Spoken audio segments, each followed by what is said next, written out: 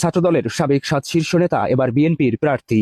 ফজলুল হক মিলন সভাপতি ১৯৯২ গাজীপুর ৫ আসন, শহীদুদ্দিন চৌধুরী অ্যানি সভাপতি ১৯৯৭ লক্ষ্মীপুর ৩ আসন, আজিজুল বারী হেলাল সভাপতি ২০০৪ খুলনা ৪ আসন, সুলতান সালাউদ্দিন টুকু সভাপতি ২০১০ টাঙ্গাইল ৫ আসন, রাজীব আহসান সভাপতি ২০১৪ বরিশাল ৪ আসন, আমিরুল ইসলাম খান সাধারণ সম্পাদক ২০১০ সিরাজগঞ্জ ৫ আসন, হাবিবুর রশিদ হাবিব সাধারণ সম্পাদক ২০১২ ঢাকা ৯ আসন, আমানুল্লাহ আমান আহ্বায়ক ঢাকা ২ আসন, খায়রুল কবির খোকন জিএস ডাকসু ১৯৯০ নরসিংদী ১ আসন।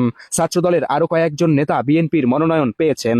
নোয়াখালী ৬ আসনে মোহাম্মদ মাহবুবের রহমান শামীম, শরীয়তপুর ৩ আসনে মিয়া নুরুদ্দিন অপু, খুলনা ৩ আসনে রকিবুল ইসলাম বকুল, সিলেট ২ আসনে তাহাসিনা রুশদীর লুনা, ফরিদপুর ৪ আসনে শহীদুল ইসলাম বাবুল, টাঙ্গাইল ৩ আসনে এস.এম. ওবায়দুল হক, মুন্সিগঞ্জ ৩ মোহাম্মদ কামরুজ্জামান, মাদারীপুর ৩ আনিসুর রহমান তালুকদার খোকন।